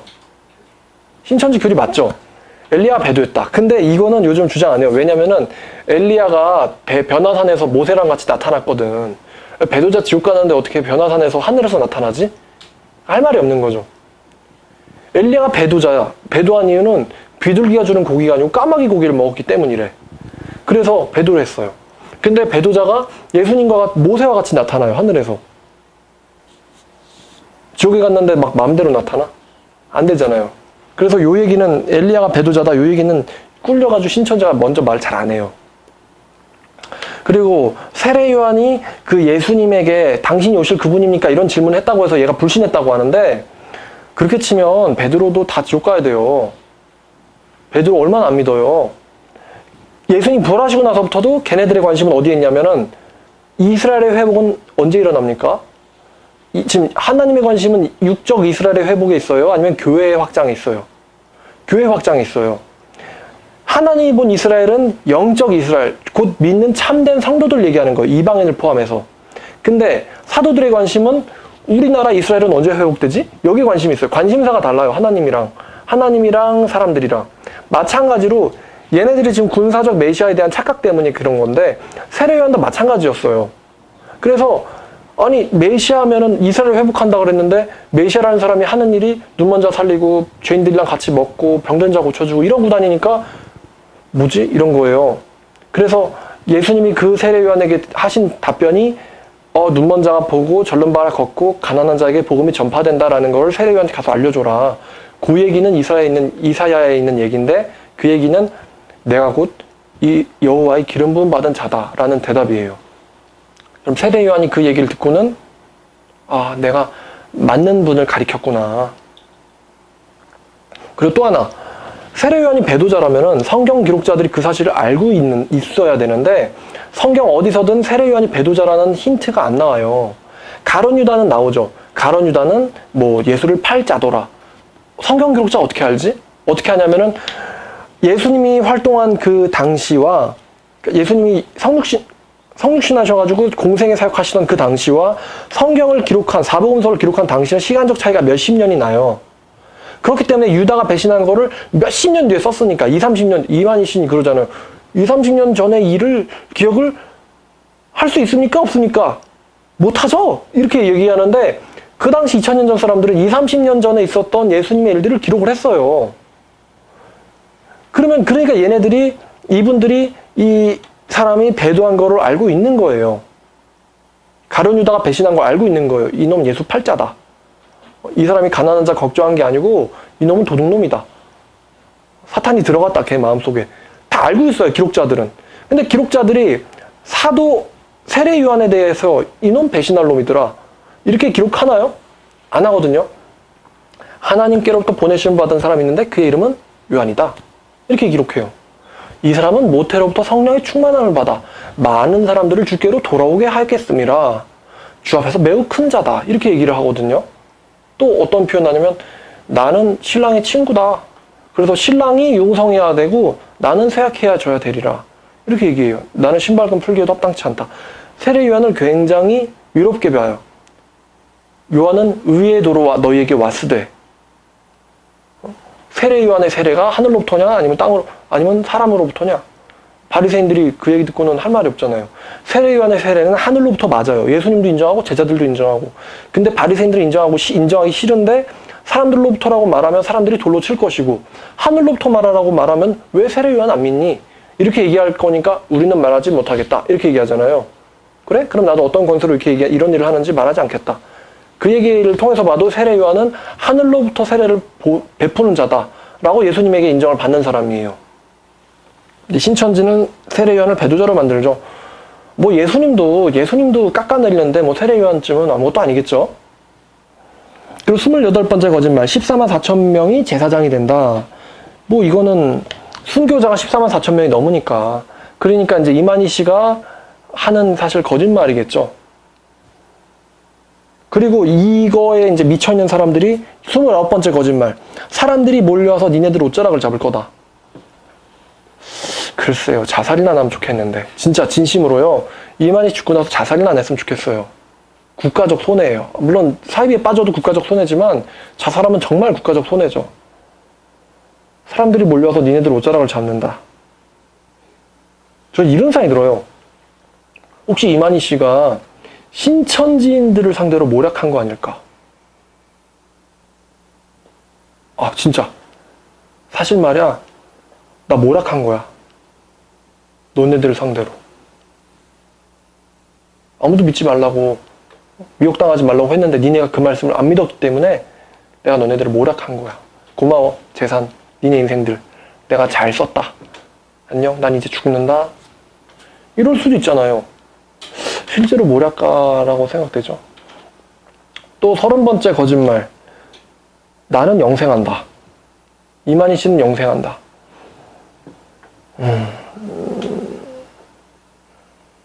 영생은 하겠죠. 어디서 영생하느냐가 중요하죠. 축복의 부활할까요? 저주의 부활할까요? 저주의 부활하겠죠. 영생할 거예요. 단 지옥에서. 아브라함의 품속이 아닌 부자가 있던 그 불못에서 영생하게 되겠죠. 그리고 31번째, 이게 이제 약간 하다가 생각난 건데, 내가 주님의 신부다. 내가 어린 양의 신부다. 이게 이제 31번째 거짓말인데, 그 구약시대의 여호와의 신부가 누굽니까? 예레미야 31장에 보면은 31장 31절 말씀이죠. 31장 31절 말씀에 내가 새 언약 맺으리라.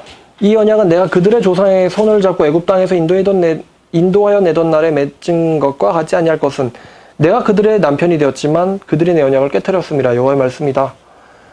그러면 남편은 여호와, 아내는 이스라엘 백성들.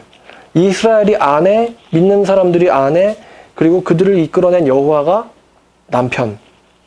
그리고 신약에서는 그 남편은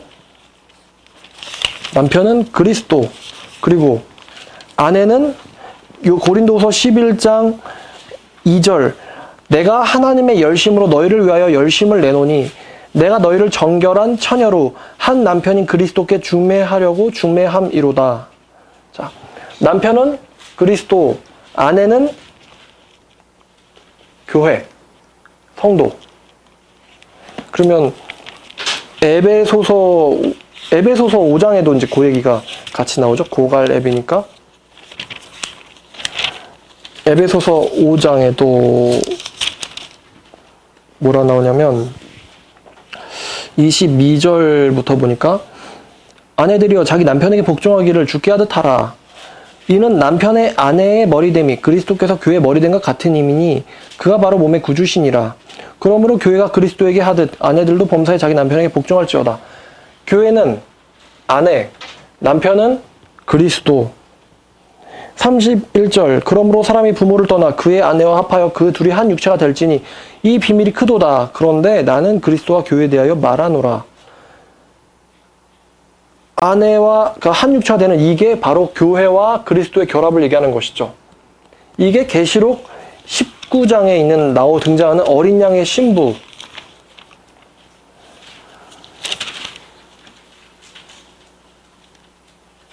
그 19장 7절부터 보니까 우리가 즐거워 크게 기뻐하며 그에게 영광을 돌리세. 어린 양의 혼인잔치 기약이 이르렀고 그의 아내가 자신을 준비하였으므로 그녀에게 빛나고 깨끗한 세마포 옷을 입도록 허락하셨으니 이 세마포 옷은 성도들의 옳은 행실이로다. 이 신부가 교회죠. 교회. 정말 천국이 도래하게 될 때 그때 있을 하나님의 성도들이 교회예요. 교회고 하나님의 신부죠. 이 교리는 신천지가 얘기하는 이 교리는 하나님의 교회랑 또 같이 돌려쓰는 교리죠. 돌려쓰기. 신용카드 같이요. 돌려쓰기. 그러면 이제 신부가 하나님의 교회에서 누굴까요? 그 장씨죠. 장씨. 내가 어린 양의 신부다. 하나님의 교회에서는 신천지에서는 신부가 누구죠? 이만희시죠. 그러면 이제 곧 성전환을 해야 될지도 모르겠죠? 하여튼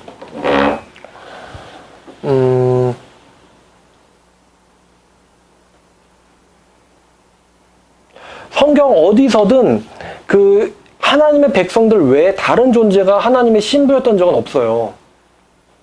그러면 하나님의 유일한 신부는 지금 누구예요?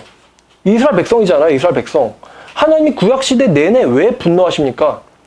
자기의 유일한 신부인 이 이스라엘 백성들이 남편인 자기를 사랑하지 않고 세상 사랑하고 바알 사랑하고 다른 것들을 사랑하니까 하나님이 지금 질투하시는 거잖아요. 그래서 분노하신 거잖아요. 그죠? 근데 신약시대 때도 예수 그리스도의 신부는 교회뿐이었는데 천국 가선 예수님의 신부가 딴 사람이라네? 그러면 지금 누가 바람난 거죠? 그렇죠? 하나님을 바람둥이로 만드는 거예요, 이건. 자, 이게 이제 신천지가 얘기하는 31가지의 거짓말이에요. 더 나오겠죠, 더. 자, 여러분, 정신 차리시고 하나님 말씀을 가지고 시대를 분별합시다. 정말 어렵죠. 어려워요. 기도하겠습니다. 하나님 감사합니다. 오늘날 우리에게 하나님 말씀에 대한 지혜를 주시고 정말 옳은 것과 그른 것을 분별하게 하셔서 우리가 옳은 것을 붙잡도록 이끌어 주시옵소서. 감사드리며 예수님의 이름으로 기도드렸습니다.